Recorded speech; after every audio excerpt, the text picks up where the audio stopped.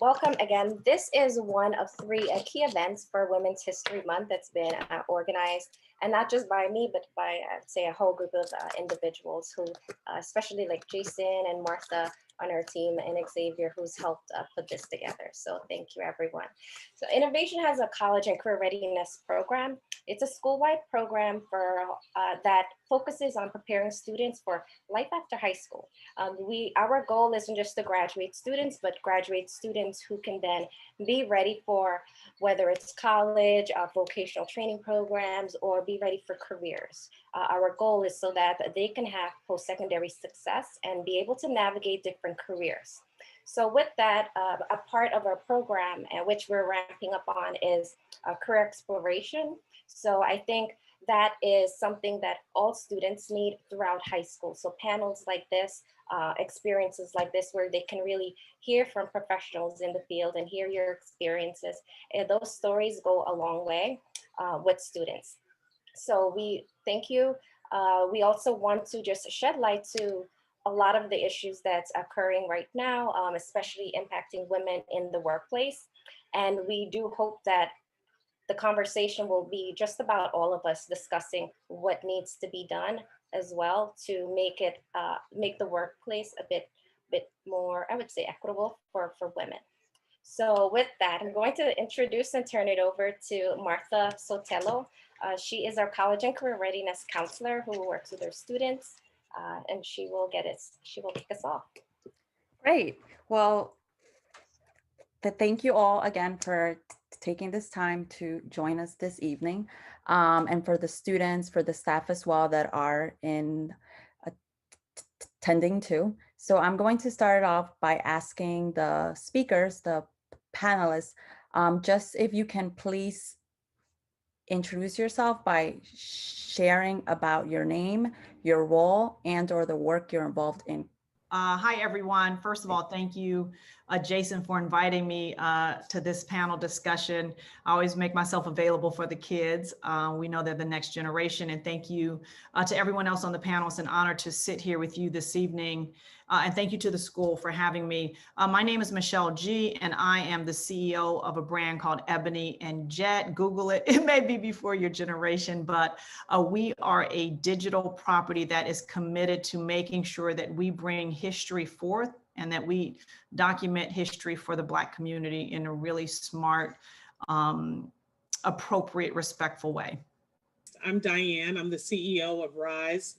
We're a not-for-profit with the vision of creating a nation unified through sport, committed to racial equity and social justice. And so that means we educate across the country on issues of racial equity, inclusion, and all with the hopes of improving race relations across the country. I look forward to talking to everyone tonight.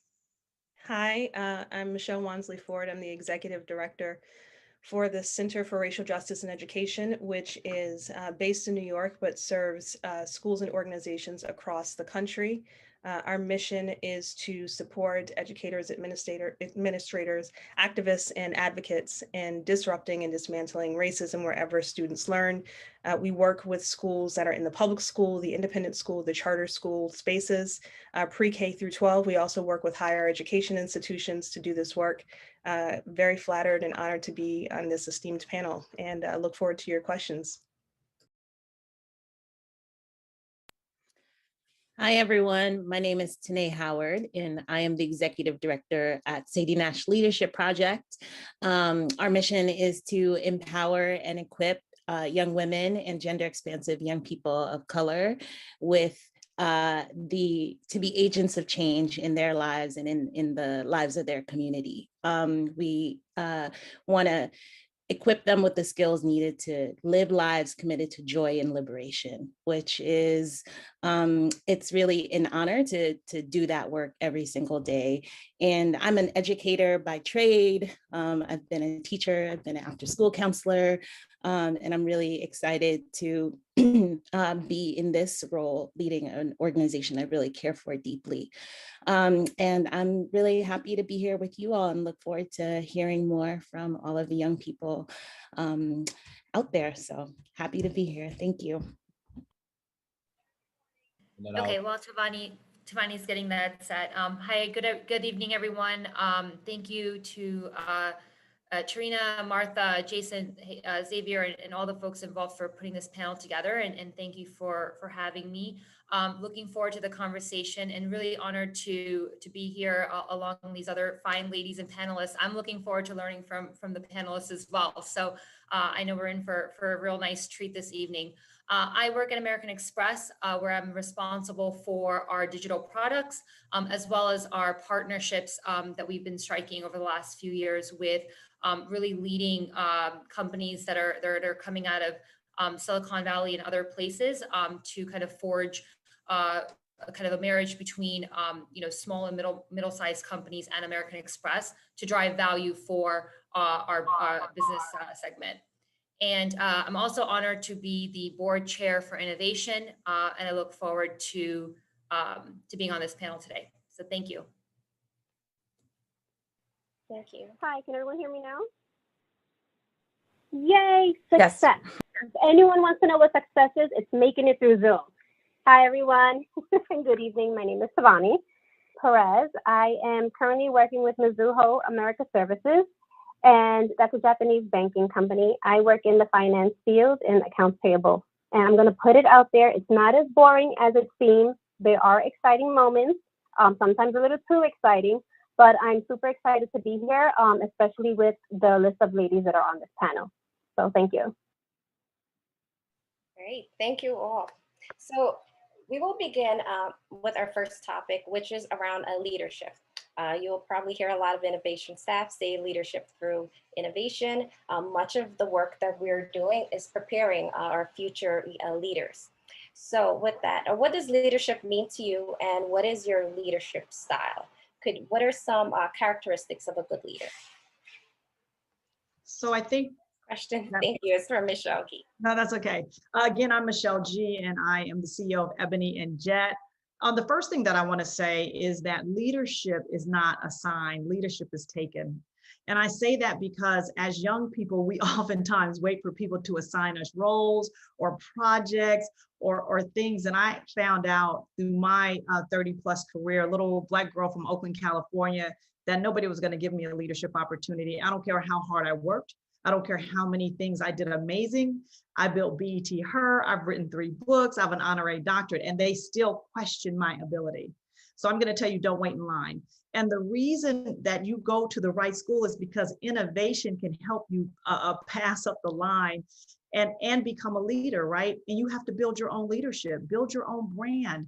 The other thing I would say is this, is be a leader everywhere. When the lights go out and you're on TikTok and Snapchat and you think that it's a hidden conversation and you have a private accounts like my 14 and 15-year-old, everything is saved.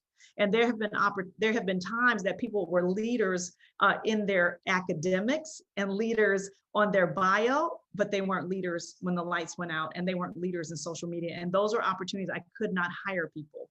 And so I just really want you to know that you can Google the words of what leadership means, but I want you to know that there are a set of rules that are not given to you and that are not talked about. And I really want you to focus on those. So the first thing I said is don't wait in line to become a leader. Create your own brand, do something innovative, be smart, write a book, start a blog, be a leader in a community organization, be a leader at your school, right? And the second thing is be a leader all the time. All the time. It's going to follow you everywhere you go. The last thing I'll say is if I had to describe the leadership style that I am a servant leader. I give. And that's why I'm sitting here with you tonight, because I'm super busy building a billion-dollar company. But it is really important that you look and see where there is a need and you serve it, and people will remember and want to help you in return. Thank you. I appreciate that response, starting us off. Any other panelists would like to share? Yeah, just to add on, I mean, I think everything Michelle said is totally spot on. And I would just add that, you know, one of the kind of the important things about leadership is really listening and listening to understand, not always listening just to respond. And I think that that you as Michelle said, start today. Be a leader today. You don't have to kind of be in a job or lead a team per se, or be an executive to be a leader. You know, we're all leaders in our everyday lives. And, you know, create trust within your study group, empathize with other members in a student group, seek knowledge and stay open, share ideas and hear other people's ideas so that you're fostering and creating a safe place for everyone to speak up. So I just echo everything that Michelle says as well. Thank you, appreciate it. So this next question is for Michelle Wansley Ford and Diane Billings. How do you prove in a predominantly male-dominated company that you have the leadership skills to move your career forward? And Michelle Wansley, if you would like to respond first. Sure. So I think echoing the sentiments that Michelle G shared, there's something about consistency that is always going to be true regardless of what space you find yourself in, right? And so whether that is consistency of your work product in terms of the way that you present what you've been working on, whether it is consistency of your curiosity, do you ask questions of people around you to learn about what's happening, to learn more about their role, to learn more about the operating context in which you are learning and growing. You know, when I was reading this question, the word prove jumped out at me, right? And I am someone who, you know, I am past my teens and my 20s and my 30s into my 40s at this point. And this idea of proving anything to anyone sits with me differently than it did when I was a high school student, right? When I was a high school student, I definitely had things that I needed to prove. I needed to prove that I was paying attention. I needed to prove that I was hungry for opportunity. I needed to prove to my parents that their investment in me had been worth it. I needed to prove to members of my community, to my elders, that their investment had been worth it. But over time, you know, what that meant has changed, right? And so thinking about being in a male-dominated industry, and most of my career, in full transparency, has been in nonprofit, which tends to have more women in it. But I started my career after graduate school in management consulting at a global consulting firm. And I remember looking around and having had 2 really stellar internship experiences. And so American Express was one of my clients. It was my first client, my first summer internship. And, you know, and just thinking that in that particular space, being in business school and then going into this consulting firm, that I had to demonstrate a certain resiliency of a sort. I needed to demonstrate that I had a certain quantitative skill set to be able to crunch numbers and build models. I needed to demonstrate that I could speak up in a room, but those things to me are not assigned to gender, right? For that particular context, that was just good quality work. And what I would say, you know, to you all as you're listening as young people is, you know, there is no distinction between genders relative to what good leadership is, right? And if you find yourself in a context where people are expecting you to prove things because of your gender or despite your gender, you might want to ask yourself whether or not that's the right context in which you can grow and thrive and learn. And so, you know, I think part of how you demonstrate more so than prove, because prove also implies that there's a hypothesis that may or may not be true. But how you demonstrate that which is true about your leadership and about your skill is, again, it's consistency, it's curiosity, it is sense of purpose, and it's also paying attention to how who you are and what you are will shift over time. Yeah, I would add to that. I think what Michelle calls consistency, I would call produce. I think, you know, if you want to, again, I do also have challenges with that word prove, but I think that if you produce, you produce. Results are results. And so I think it's very important for us, for people of any gender, but let's be real, especially for women. One of the stereotypes that are attached to us is that we can be emotional and we can be distracted, right? And so I do think it's very important for us to come in and produce results. But I also think that means that we need to be very clear about what results we are going to produce. And if you believe that the place where you are working, if they are not monitoring or counting the correct results, feel free to, you know, frame that for yourself as well. And then I would just, you know, to one of the other points Michelle made, I think it is important for us to always be thinking about what do we need to do to prove our leadership? But we also need to be thinking about, am I in a place, is that the right question? Am I putting the burden on the right party? So are you in a place where the environment, the workplace is not set up for you to show what you are producing? Are you in a place where someone else is taking credit for your results? Are you in a place where there are too many obstacles in front of you to produce results? Those are all important questions too. And I think as women, definitely, since I may be one of the older women on the call, we have seen the generation before me allow those things to happen to them. So I think we need to be concerned about produce. But I also think we need to be aware, if you see yourself in a situation where you are not going to be acknowledged, or someone's gonna stop you from producing, there are no awards for Superwoman. Go find someplace else to peddle your wares and go produce. I think it was LeBron who once said, I'm taking my talents to Miami. Thank you, thank you. I also want to just stop and welcome Yomika Bennett, and I apologize for the noise and the siren in the background. Yomika is she's our executive director of the Charter School Center. Sorry, Charter School Association. So welcome, Ms. Bennett. Thank you. Right now we actually have a number of questions. Mm-hmm. So I would like us to, Jason, if you could make Aaliyah. Can you have Aaliyah? Panelist, Aaliyah Noble.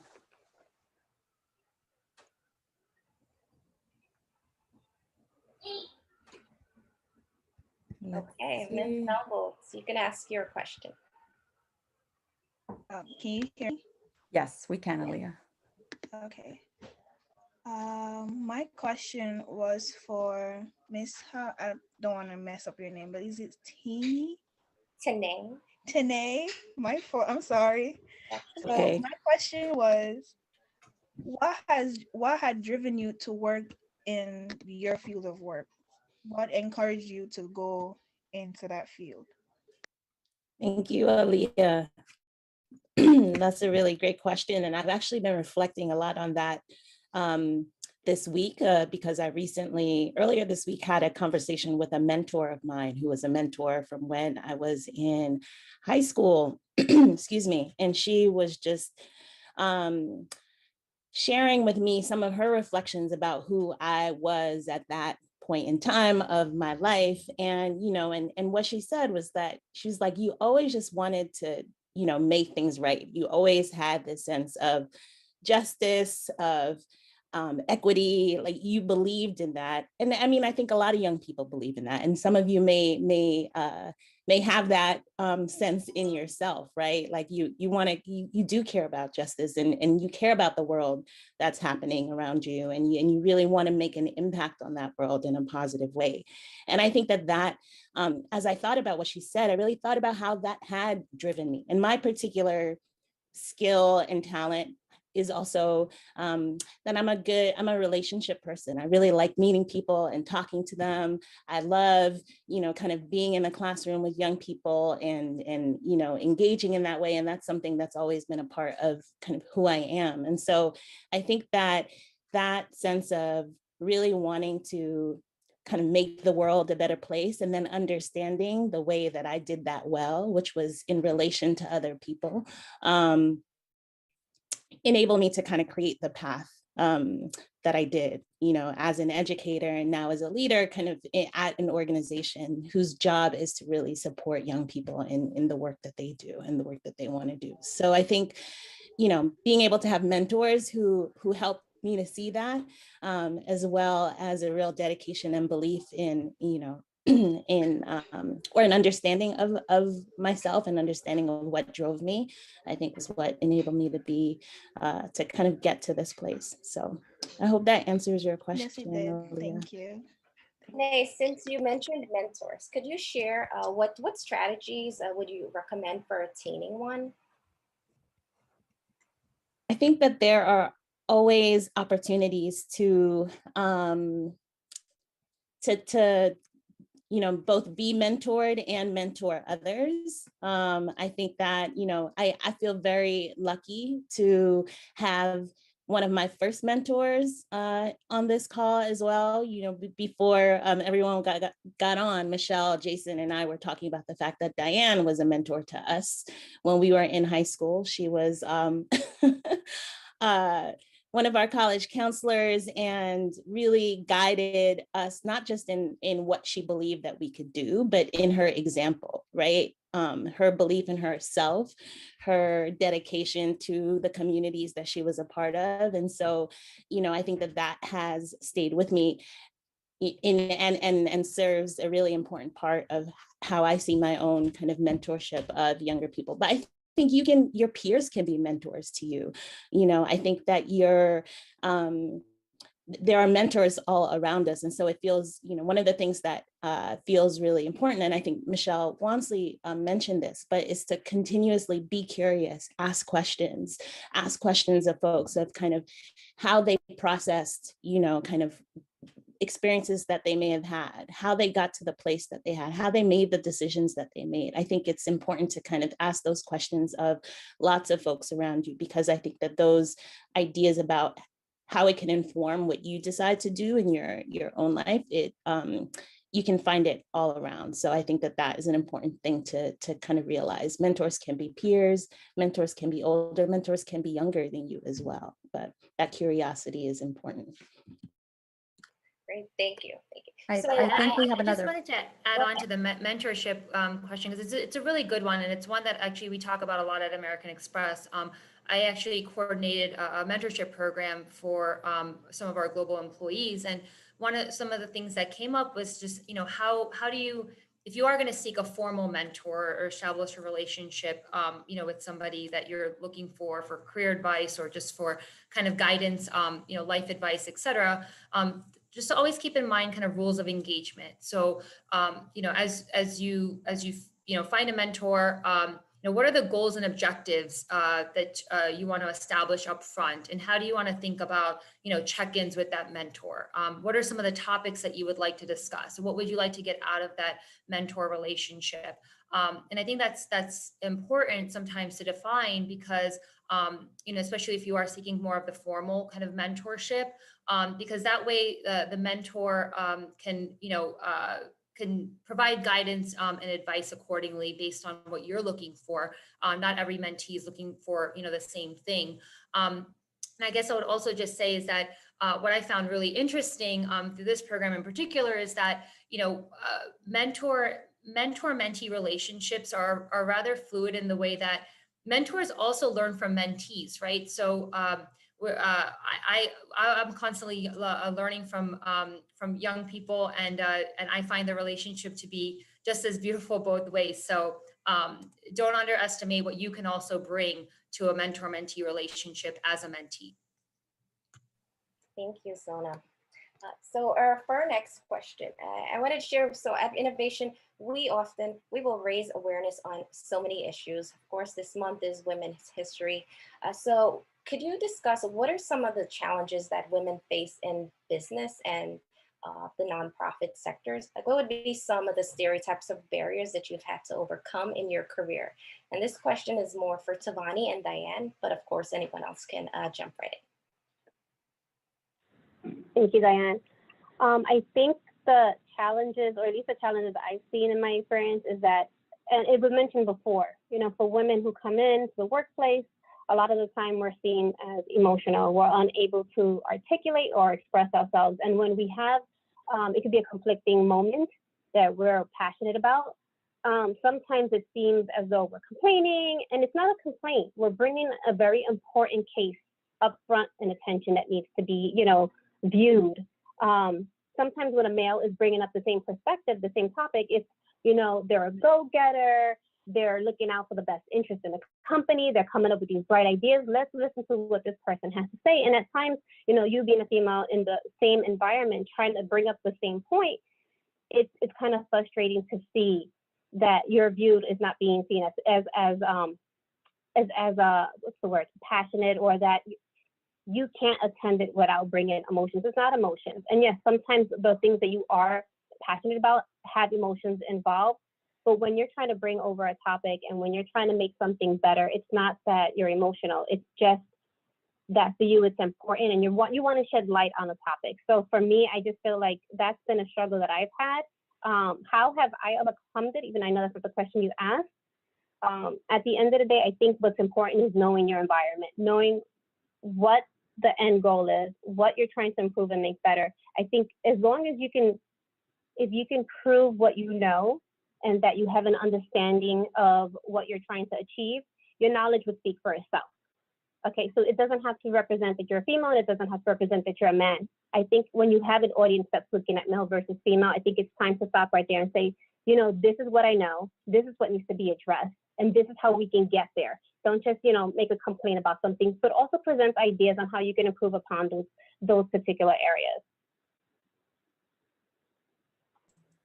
Excellent. I think especially in my recent years, because I've had positions that are fairly senior, I think the most obvious stereotype I've run into is folks they just don't necessarily think the Black woman walking in is the senior person.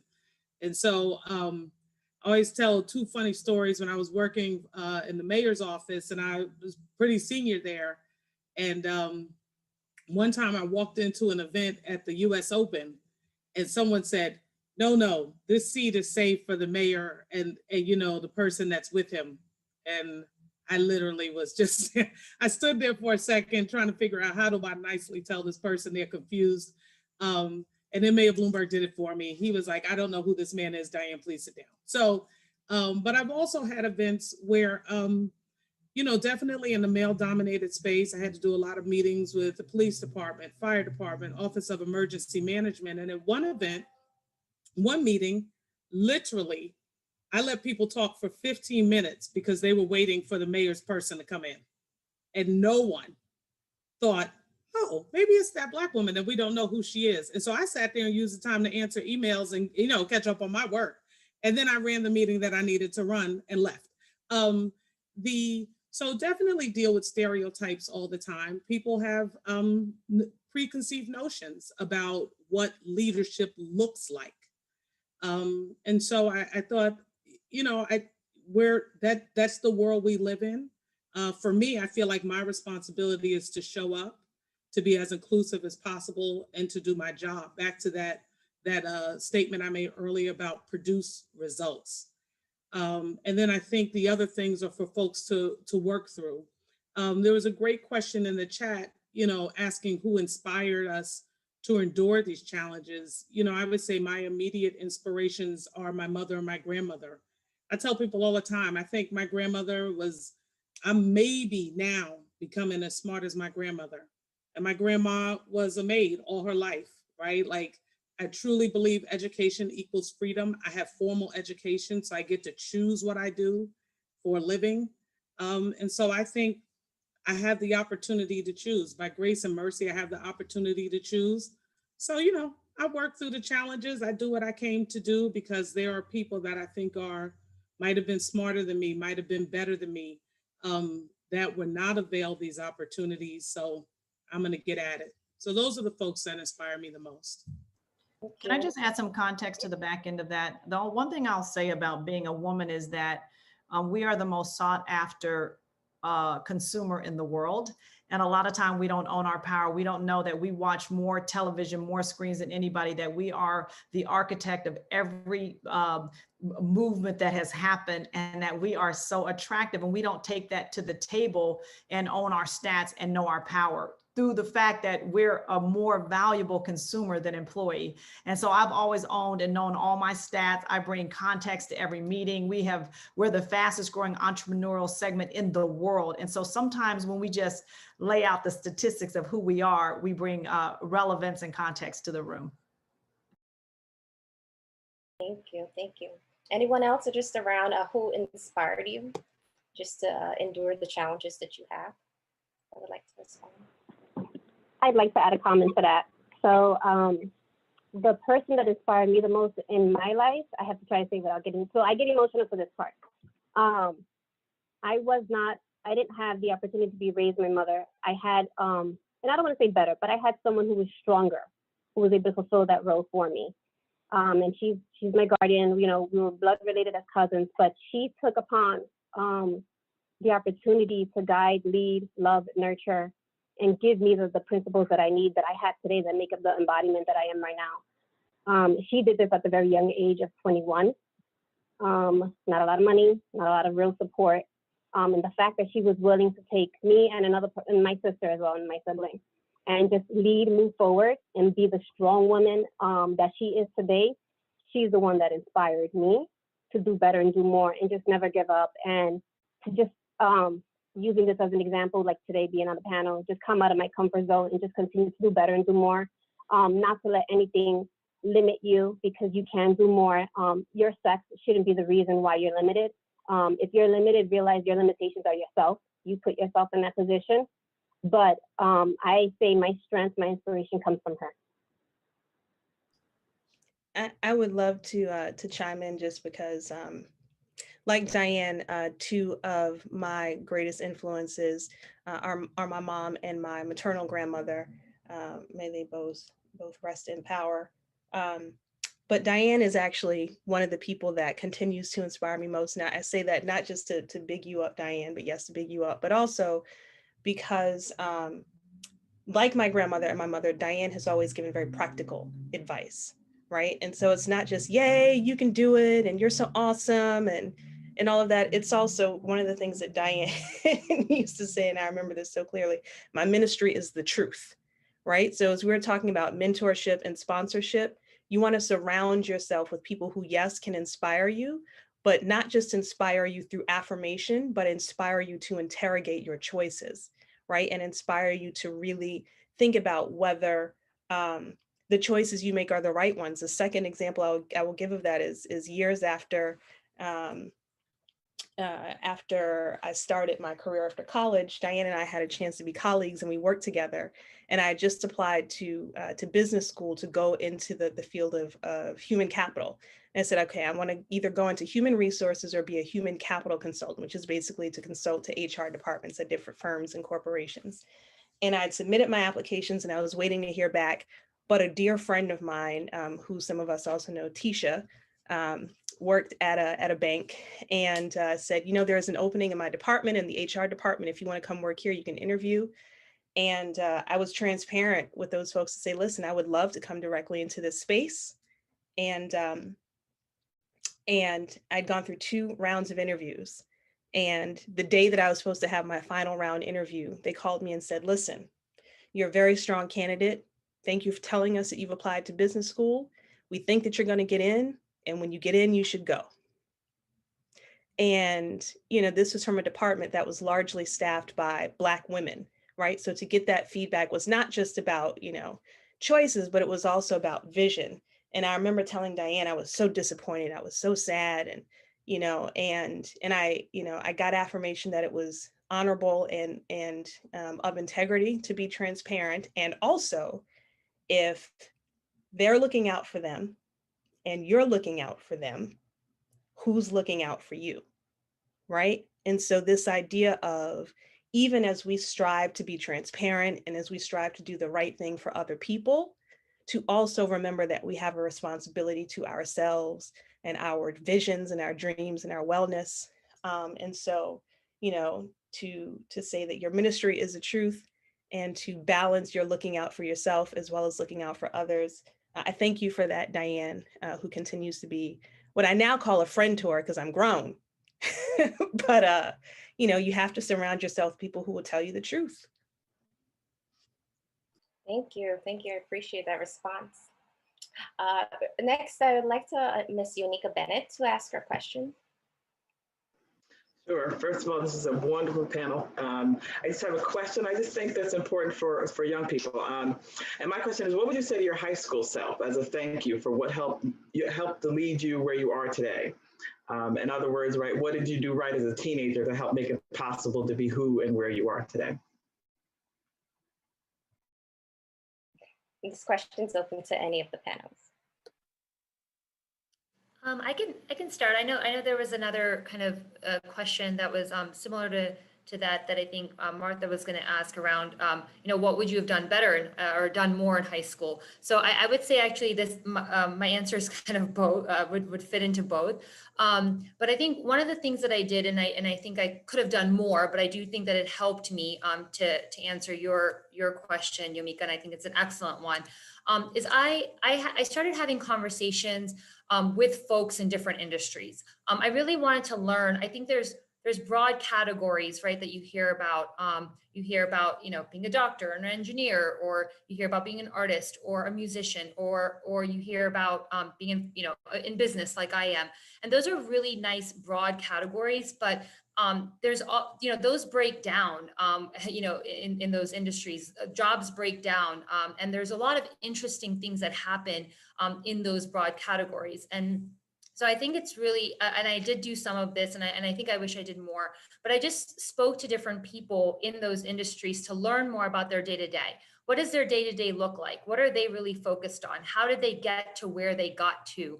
And I think that's really helpful in just understanding, what these industries are, what are the types of jobs within that, what really kind of, what really I was looking for. I did choose to go into business. I had some of that kind of excitement and passion in high school from talking to folks. And I had, friends and family who had gone in other paths. So I was able to kind of speak to them, and, maybe those paths weren't for me. So I did choose business. And so when I went into college, I went to University of Pennsylvania. I did study economics. And I think that was really great. Not always do you have to go into college knowing exactly what you want to do, but I do think it was helpful in terms of kind of giving me a little bit maybe of a jump start in some ways, because I was, I honed in on a specific area. For example, I know little cousins of mine who are interested in being doctors, and they're talking to family, friends, their friends' parents, who may be doctors, to say, what's the area within the doctorate field that you've studied? What kind of doctor are you? What does your day-to-day look like? And so I think that could probably provide some clarity. And I think the other thing is I really tried to understand like what excites me. I knew in high school that I love problem solving. I love to get on a whiteboard and think through, how to solve problems. I would look at like my parents' day and say, okay, you know what, maybe we can make this a little bit more efficient, or maybe we can solve a problem here for my cousin's small business. And so that was, I knew that excited me. And it's interesting now, it's kind of what I do for a living. I solve problems of businesses, whether they're small, middle, or large, or corporate. And I provide products and partnerships to solve their problems. And that's what I do at American Express. So hopefully that answers the question, but I'm sure the other panelists have some insights as well.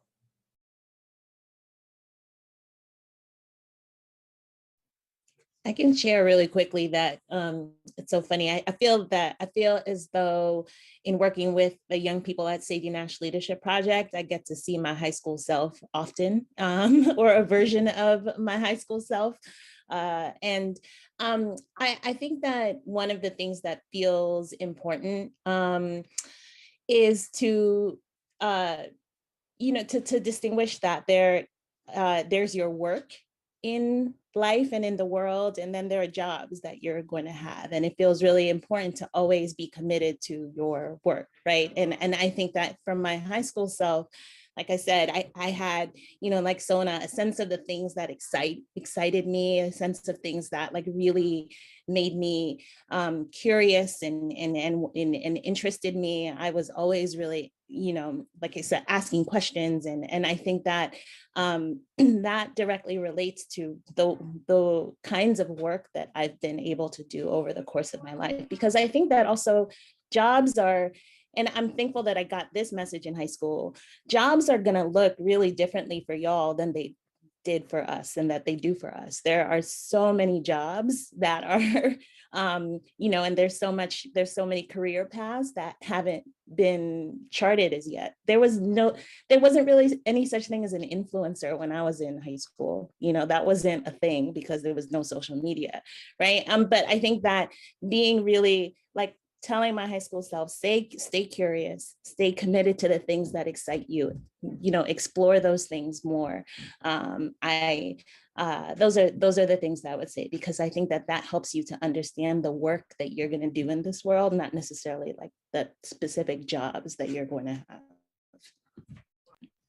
If I could add one last thing that I think relates to both of those in terms of pursuing your passion and the things that you've natural curiosity about, I would say, to put it really bluntly, like, be okay being a weirdo. And I mean, like, be okay studying the thing that nobody else is studying, pursuing the thing that nobody else is pursuing. In high school, the two places where I thrived academically were in foreign language and the study of music. And when I graduated from high school, my GPA was not great. It wasn't bad, but it wasn't great. No, Diane, I see you mouthing. You don't remember my grades like I do. But that's also a moral of the story, right? Is that you can graduate from places with a decent GPA, not having killed yourself to get, wherever it is you think you need to get to, but with a very clear sense of who you are, what your interests are, and what you're good at. And I have a friend who says that your gifts will make room for you, right? And so when I graduated from high school with an average GPA, now it was a very hard high school, but with an average GPA, I got 2 academic prizes at graduation, the Spanish language prize and the music prize. And I was the last person standing in both of those fields in high school, the last person standing in vocal music performance and the last person standing in Spanish language and literature, right? And so sometimes you win because you're the only one. And sometimes you win because you're the only one still standing and the person who has persevered, right? So don't be afraid to be a weirdo in terms of what your interests are, and to say, everybody's doing this, I'm gonna go over here and look at that and try to understand that. Appreciate that response, and thank you for the question, Ms. Bennett. Next, we have a question from Inez, a student of ours, a junior. She asked, have you ever had a moment where you doubted yourself? And this question is for Michelle G, Michelle Wansley, or Tanae. Go for it. I'll jump in. So have I ever doubted myself? And I'll say this, is that a lot of people have had a traditional high school, then they go to college. And if you read my story, and I wrote this in my first book, is that I did not go to college right away. I worked, and I just did some crazy stuff that all didn't make it out in the book. But what I will tell you is that I learned a lot. And I know that it's never too late to reinvent yourself, to have a new beginning, to get focused, to understand the meaning and power of relationships, not just a mentor, but a champion and an advocate. We could talk about that later. But so I did not have the traditional path. And so there is always an opportunity. The last thing I'll say, and I've made this very publicly known, that I had a high profile job. And on March 27th, 2020, my job was eliminated, and I went on a journey to reconnect myself to my faith and my prayer life. And then a year later, I'm now, I have one of the highest titles in corporate America today. So it's never too late to refocus, reinvent yourself, and get back on path. So don't beat yourself up, allow yourself some grace, and surround yourself with really good people that want you to do well. Yeah, I would love to add on to that, because I know I sit here saying, I work at American Express, and things have now been really good. But I would say, I came out of college, and I did start my career at American Express, and had, a really great job. And I decided to leave then to do a startup. And that was during the financial crisis. I left right before the financial crisis hit. And those few years were a struggle, for sure. Lack of funding, lack of money, didn't have really a compensation or salary, and it was really tough. And then I came back to American Express because I think, to build on kind of what Michelle said, relationships are important. Keep relationships, keep the line of communication open with folks. And fortunately, a mentor of mine and my old really senior boss at American Express pulled me back in to say, hey, I'm building something. now you have some entrepreneurial experience. Why don't you come back and we can build this new kind of business together? And that was a really great opportunity. But I've kind of had my definitely my fair share of ups and downs as well. And I think what was important when I came back to American Express and also in the role that I'm in now, where I'm have been building and incubating and scaling another business unit, is what's the lesson when, people, there's going to be ebbs and flows in life. There's going to be ups and downs, but if you can come out of something and really take the lesson from it and apply it to the next thing, you're going to be way better off. And that's what I've done. I realized what we did right and wrong, a lot of wrongs, I would say, in the startup, and I applied all those learnings. Not to say we didn't make mistakes at America, I didn't make mistakes in my last few roles at American Express, but I made sure that at least I wasn't repeating as much of some of the mistakes I did make during the startup phases. So that's what I would say. Life is about making sure you're constantly taking the lessons every day, and you're not looking back and reliving, but you're reviewing and you're making sure that you're staying in the present, looking forward, and carrying through. I just want to add, I'm going to say most of the women are, y'all are New Yorkers. So I'm just going to say, I experience doubt all the time, but we're from New York. You can doubt yourself and not let everybody know it. You got what it takes. Keep your face on, get through it. I think almost everyone, even if they appear confident, and I know I generally appear confident, have moments of doubt. Only people that don't doubt themselves are ignorant people. That's the truth.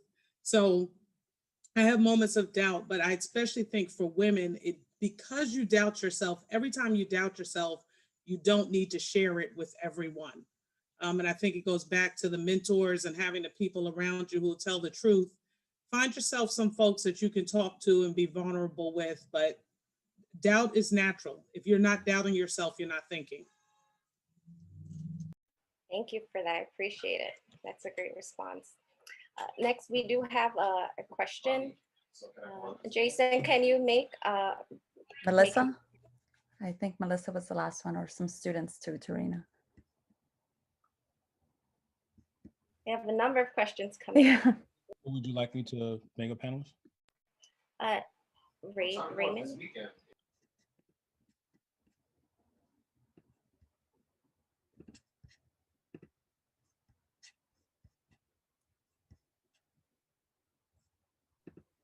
Go ahead, Ramon. Hey guys.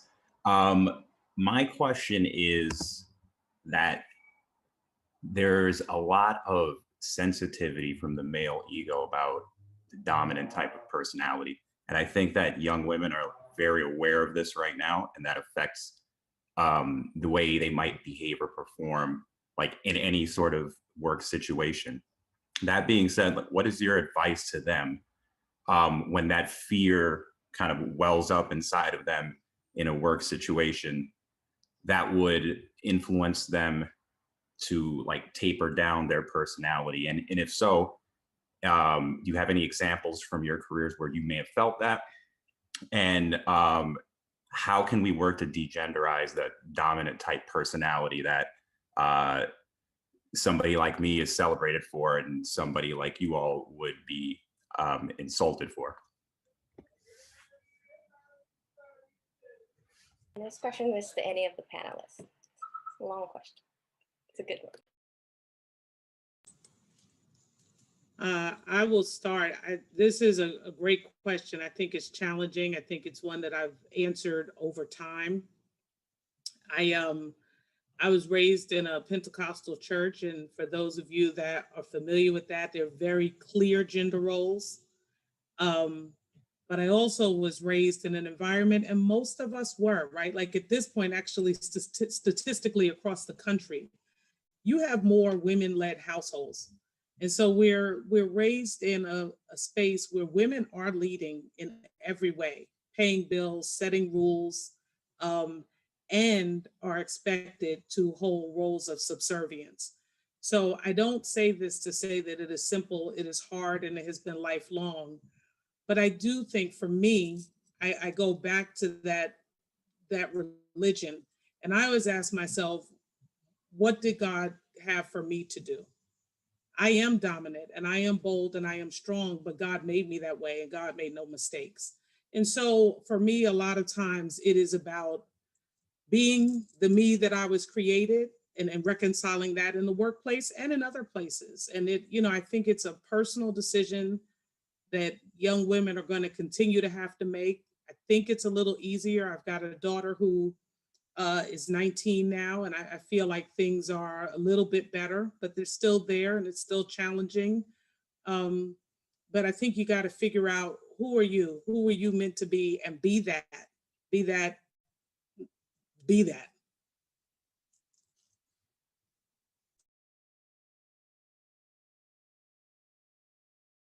Thank you. Any other responses?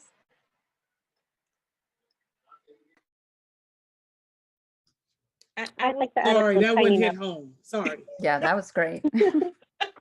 I'd like to add a little tiny note. I feel that as a female that's constantly in a masculine environment, I think the first thing we need to do is we sort of need to let the distraction that we have in our own minds, we need to clear it, right? Because if you're distracted by what's happening, then you're projecting those things. That energy, that sentiment is being projected onto anyone that's looking at you. And they're not going to take you serious. If you don't take yourself seriously, you don't have respect for yourself as a human being. Like I said, you have to sort of disassociate the whole concept of male versus female. You're human, you're an individual, you have something to contribute, you are valuable. So for me, I just think you need to look and move forward with that mindset. Yeah, do we have the moments where people automatically separate and just assume because you look and you are a female that you're unable to, to contribute? That's okay. That's their problem, not yours. You're not there to prove everything out there to them. You're just there to say, here's what I can present to you. Take it or leave it. It's an opportunity that you can either accept or walk away from. You have nothing to lose. You have everything to gain. Yeah, and yeah, beautifully said, ladies. Totally agree. And I would just add one other thing that I know, sometimes I faced earlier on in my careers, especially when you're kind of in a group setting or in a group meeting, or you're, just amongst more people, and speaking up, just even if you're uncomfortable, even if you are shy, or you feel like, oh, there's a lot of voices, I'll just wait. Just get in there, just ask a question, make a comment.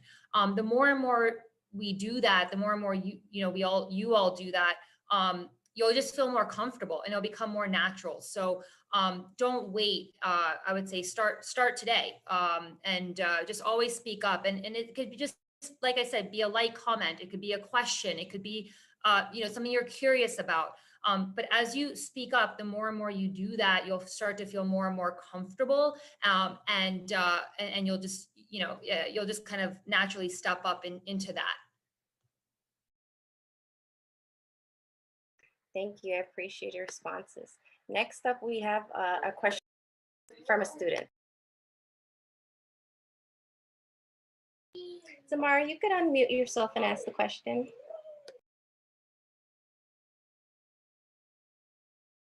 Sorry. Hi. My question is for Ms. Ford. Considering that the educational system is taught through a Eurocentric lens or system, what is your long-term plan to beat it? And how are you sure that it is going to stick? Okay, so I am still working on that. And by I mean we. First of all, shout out to you for this question. It's such a dope question for a young person to ask. Y'all are how we're going to beat it, right? So literally right now, the Center for Racial Justice and Education is trying to get back to our roots. We are an organization that was founded about 20 years ago as Border Crossers, and the whole purpose was to get high school students who are having different educational experiences together to talk about why that was.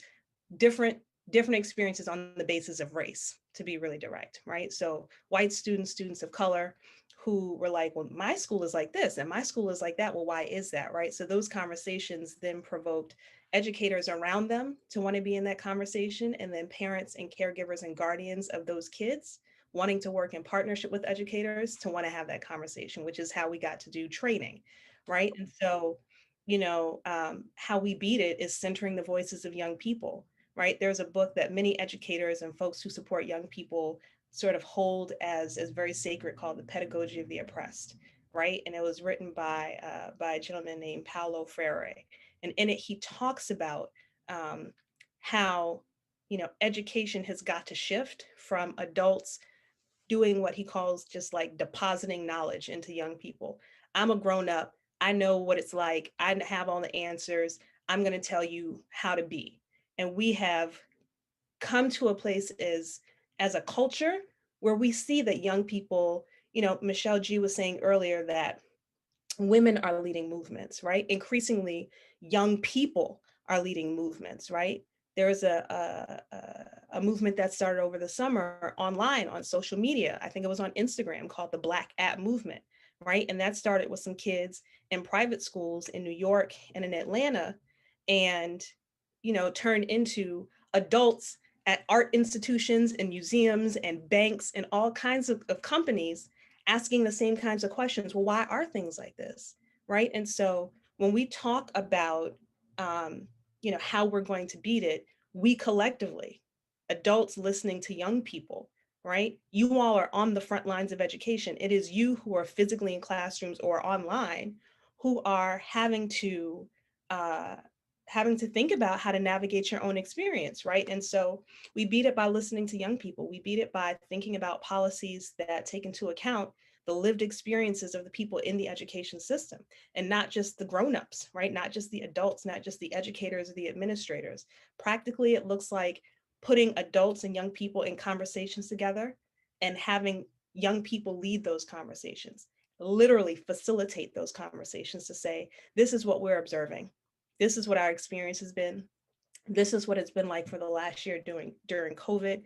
By the way, some of the things we're experiencing always been this way, right? And I think for adults, frankly, for a lot of adults, unfortunately, in the world of education, this is new information, that some of the experiences that they are now seeing have been happening forever and ever and ever and always, particularly in public education, right? So, that is not a 5-point plan relative to how we beat it. But what I know is that the solutions are not going to come just from the adults. They can't, because the adults are the people who created the system, and we see how that's working. Thank you. Next, we do have a question from our principal, Terrence. Jason, could you add him as a panelist? Thank you.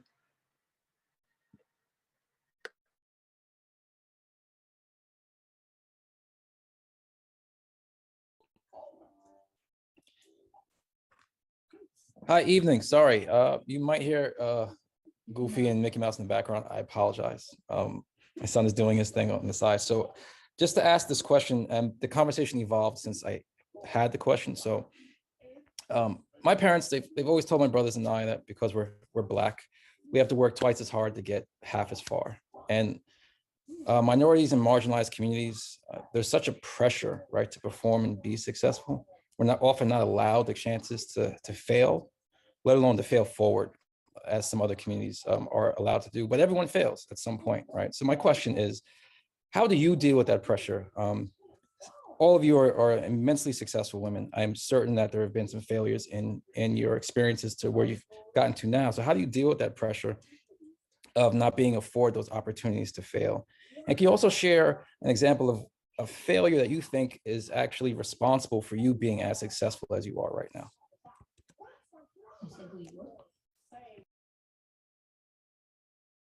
And this question could be for any of the panelists.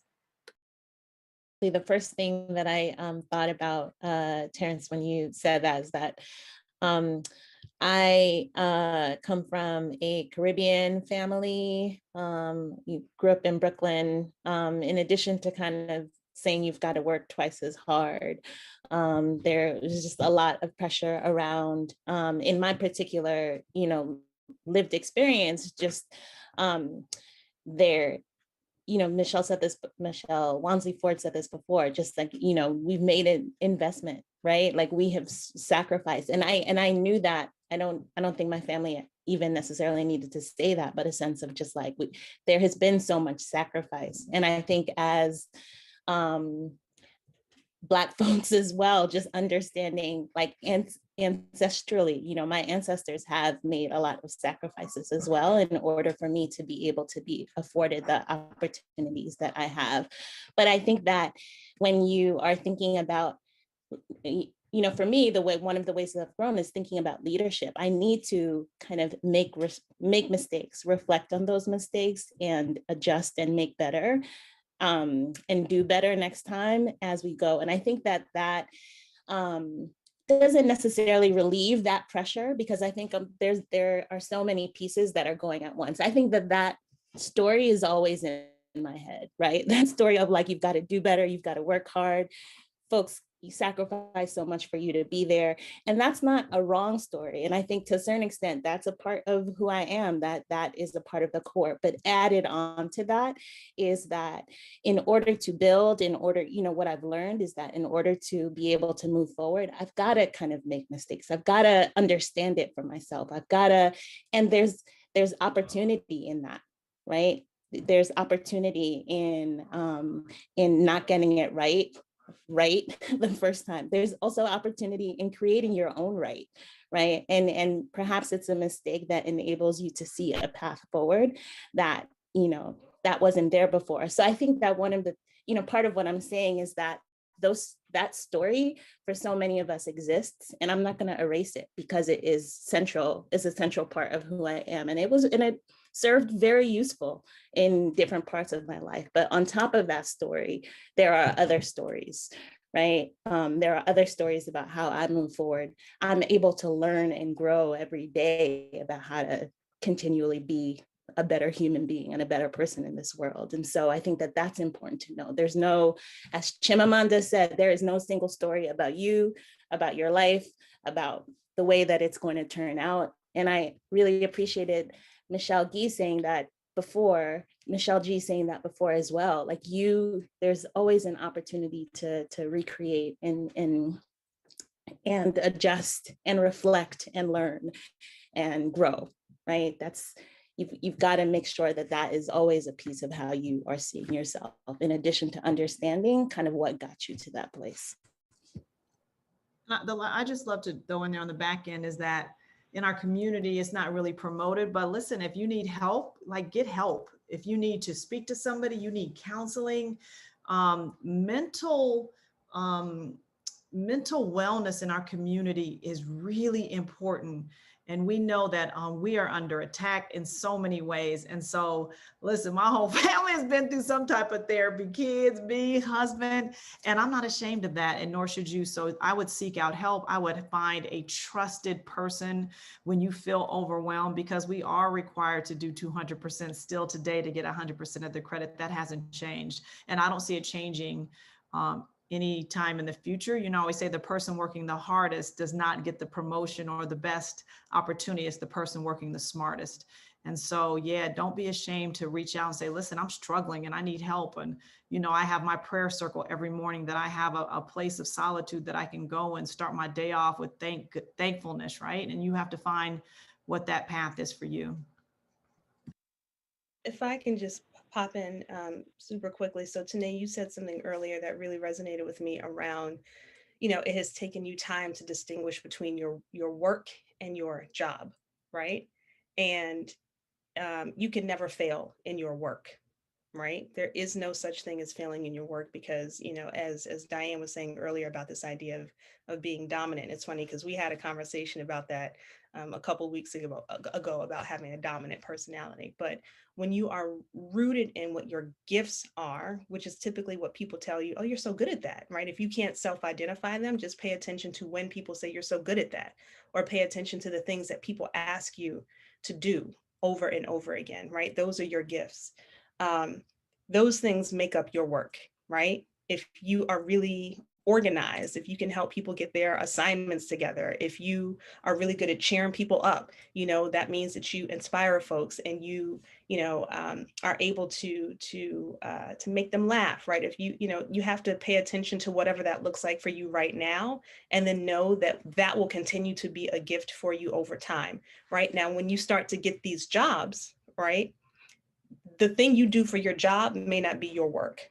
it may not be the thing you're good at, especially earlier in your career, right? If you get a job because you need money, period, point blank, it may not be the thing you want to do. It may not be the thing you're good at, but it's the thing that you have to do because you've chosen in that moment that money is what's necessary. You know, as you get older and you do some of the things we've talked about, you get to then merge your work with your job, right? So that you don't get up and go to your job every day. You do your work every day, right? And what that is what I like to call decolonizing your labor, right? Which is to say that your experience of how you spend your time, your energy, where you put your body is up to you based on your work and not up to someone else based on your job, right? And so the failure is connected to other people and other entities' expectations and not of what you are purposed to do and what you're clear about your work is.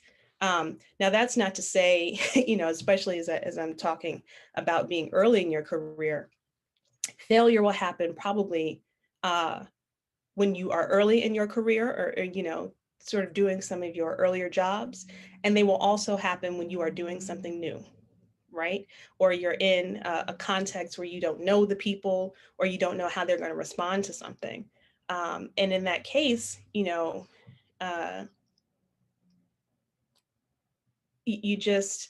have to chalk it up to it contributes ultimately back to your work, right? And so I love what you said, Tanae, about like there's a story on top of a story relative to the work harder and the twice as hard.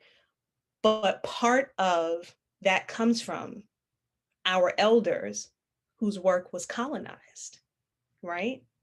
We have more choice than we have had historically. And so we don't have to be beholden to time and space and jobs in the way that we have had to be historically. And so part of your sense of failure, part of how much you feel like you have to work is also related to how clear you are about your work, which I said, before might be connected to that thing that makes you a weirdo. That's great. I love that. I just want to chime in as well. I used to definitely look at like the mistakes that I made or failures or decisions that didn't go so well. But now I actually have totally had a mindset shift in how I think about quote unquote the word failure. It's just a word, right? It's a word that's in the dictionary. I look at these things as learning opportunities. I used to not even speak about it or hopefully someone doesn't bring that up from before, on what went wrong. But now I actually actively voice things that didn't go well, decisions that I made, or things in kind of my work or even personal life that maybe didn't go so well. And I actively talk about it. And I find that people are more interested in also learning from my mistakes so they don't make the same ones, or my learning opportunities so they don't make the same ones. And so, a lot of my conversation tends to be around the learning opportunities, things that have happened in the past that I've reviewed. And I said, these are things that I won't do again. But I've kind of reframed it to from a failure to a learning opportunity. And I think also it's important to not take yourself so seriously in life as well. I think that everyone's been, has made a different decision or thought that they could have done something better. Life is just about evolution, and I've definitely been in a pickle more than once, and I just kind of laugh it off. I find that other folks in the room laugh it off too, and you just kind of push forward. Happy to share a lot of those stories offline if anyone wants to hear. I have plenty. Appreciate it. Thanks for the question, Terrence. Next, we have a question by Melissa Johnson. Melissa is one of our college and career readiness teachers and counselors. Go ahead, Melissa. Oh, I had put my question in the chat. Let me scroll. How important is networking, and how did you learn to do it successfully as a woman in your career field? Open to any panelists. I think. Oh, sorry. Go ahead. I was just going to say I responded in the chat, but please go ahead. And she killed it. I was going to say, look at what Michelle wrote, because I want everyone to do what she says and send 3 things before you start asking people to hook you up. Exactly. Don't send your resume. Don't do that first. Don't do that first. Don't do that. But I do think I honestly loved your answer in the chat.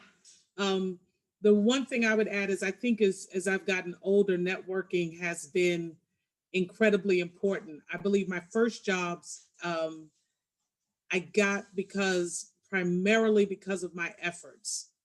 My latter jobs came because of my efforts and who knew about them and who I knew and who believed in my leadership. So I think it's important at all times, but one thing I want to say to young folks is don't stress yourself out as much at the beginning. It becomes much more necessary later. Yeah, and just to add on, I mean, yeah, Diane and Michelle, you guys definitely answered that question well. I would also say that networking, sometimes we think of meeting somebody new and kind of formally networking. I would just say also remember that the people you're working with now, the people you're interacting with, your own, student peers, your teachers, that's also your network. Keeping those relationships and fostering those relationships, respecting the people that you're you're in school with, or that are your teachers, or anyone that you're working with. That also tends to end up being your network, because people tend to go to different places. They get different jobs. 10 years from now, you don't know where people are going to be, and that will be part of your network as well. And that's been really helpful to me. I did not think that I would come back to a company, getting a job from someone that I had worked with 7 years prior, or actually more than that. But that's kind of the power of just keeping those relationships, even if you're not in touch with those people, but they remember that, there was a respect factor. They remember that you did good work. They remember how nice it was to talk to you. And that kind of keeps your own personal network going. I try to explain to them, even when we have colleges come visit, or even this panel, like Ms. Perez said, every opportunity is an opportunity to network. But I think because they haven't really been taught their counterparts how to network, that they don't always see these opportunities as times to meet and connect and get questions and stuff like that. So thank you for answering. Thank you. I'd like to add a note to that. So I can't remember who said it earlier, but opportunities, it's not something that you can wait to be given to you. I think it was Michelle. You have to take the opportunity, and you need to make it realized for yourself. So if networking is what you want to do, I say the first thing you want to do is throw yourself in the hot water and just get in, start communicating with people and reaching out in different communities, like Sonia said. It doesn't necessarily have to be someone you work with, though. You have family. You have family that work in all these different industries and corporations. Use your family, use your friends, use any outlet, even the person you say hello to regularly at the grocery store, to help connect you to other avenues that are obviously going to benefit you. But I have to put this out there real quick. Networking is twofold, right? So think also, as a human being, I think it's important for us to give back to the community. So while you're networking, just keep in mind that you can also help others at the same time. So I have an intern that works for me, and an opportunity that we wanted to afford to her was make sure that she was able to be connected with someone in the legal department, because that was where her interests lie. She's working in my accounting department, which is fantastic. She's learning all these accounting things, but I can't help her in her future when it comes to legal advice. So what do I do in order to better help her is connect her to the person I know that's in the legal department in my company, and say, hey, I know this person who would love to learn what you know. Here, can you connect with her and give her some pointers? So you don't necessarily have to be the one absorbing. Sometimes it's really good to help extend. Thank you. So I do add one thing. I'm sorry, just want to add one thing. Also, I don't see a lot of really young people on LinkedIn, and it really is the professionals like Instagram or TikTok or whatever, right?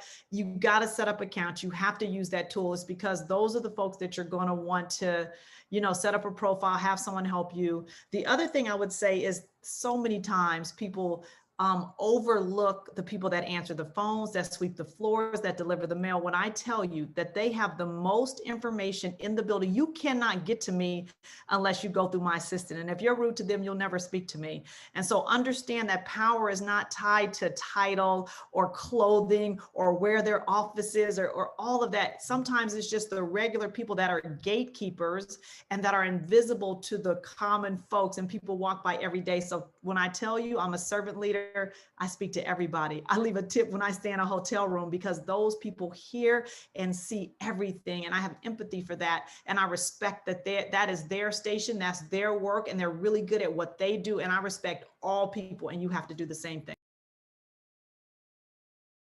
Thank you. Thank you. I absolutely agree. Next, which will be our last question, unfortunately. I see the time just flew by this evening. This is Anna Press. Anna Press is our English teacher. She's been working with one of our journalism class. Anna? Hi, so I have several questions actually, but in the interest of time, I'm going to give you just one from my journalism class. This question was originally from Ms. Ford, but actually I think it would be interesting if anyone would like to speak to it as well. Do you ever get emotionally connected with your cases? If so, how do you cope with things, especially when racial injustice is a topic that is so close to home? I will jump right into that. Absolutely, right? And so I think particularly in light of the advent of COVID a year ago, and then the spotlight placed on ongoing racial injustice that came to a head last summer, right? Because I think sometimes we talk about the events that took place the summer of 2020 as if this was new, right?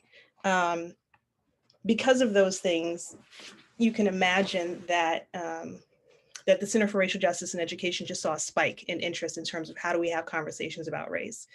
And so because we were virtual as a result of COVID, those conversations became Zoom calls. And so hundreds and hundreds and hundreds of inquiries with organizations that range from herbal supplement companies who literally Google how to not be racist, right? Reaching out, and they see Center for Racial Justice in Education. Read that part. To, you know, all sorts of institutions that may have done a workshop here or had a panelist there. And I get on screen, and I am older than I look, thank you. And so they don't know, you know, what to make of me. I look young. I am the Black ED. I'm a queer Black woman, right, running this organization. And so the kinds of questions that come in from folks, the background that people feel like they need to share in order to get to, I don't know what I'm doing and we need your organization's help. You begin to feel that in your body, right? There is no way in the body that I live in to field these kinds of inquiries in a compartmentalized way. When George Floyd was murdered, as the ED of my organization, I was expected to put out the statement, right? What is the strategic communication that's going to go to the stakeholder community about what has happened? And the statement I put out was a letter to my Black boy, who was a 6-year-old, because that's all I could muster. I didn't have it to hold space for the thousands of people on the email list, right? Or the thousands of people who had signed up for workshops. So, you know, I'll stop there because it does make me emotional. This is not just my job. It is my work, right? And so there is no separation of these things for me. And I'm very, very blessed that that is the case. But it takes a toll. And I think someone dropped in the chat, you know, and it was mentioned here to get mental health. Michelle G said this, right? Get therapy, get support, have a community, get prayer, meditate, you know, go for walks, do whatever it is you need to do to ground yourself. And all of that is in support of making sure that I can stay in the work. So I'll stop there. That was an incredible answer. Thank you so much. I'm very excited to show the video of this to my students who couldn't make it today. And I know I have a couple of students in my class who are here right now. So thank you very much. Thank you, everyone. This evening was amazing. All our panelists, you provided very thoughtful responses, and we had some excellent questions from our visitors and our students. Definitely a shout out to everyone who supported and made this evening possible. We appreciate it. I know there are so many questions, but we have to cut it short. But thank you very much. We look forward to having you all again to join us possibly sometime in the future. We look forward to continuing to partner with you. as we just push forward and trying to make our students just ready for the world that they're about to enter. So thank you, everyone. I will stay on in case anyone has any other questions, but to our panelists, thank you so much. We appreciate it. Thank you so much. Thank you so much, everyone. Thanks, y'all. Have a great evening, So wonderful to be here. Thank you, Jason, for the invite. Thank you very much. Huge thanks to Jason for Yes, thank you, coordinating this. Jason. Thank This you. was amazing. Thank you. And I think all you women were excellent. I love like hearing from everyone. It's, you know, something I take back for me too. So Thank you all. Have a great night. Have a great night, everyone. everyone. Be safe. Bye.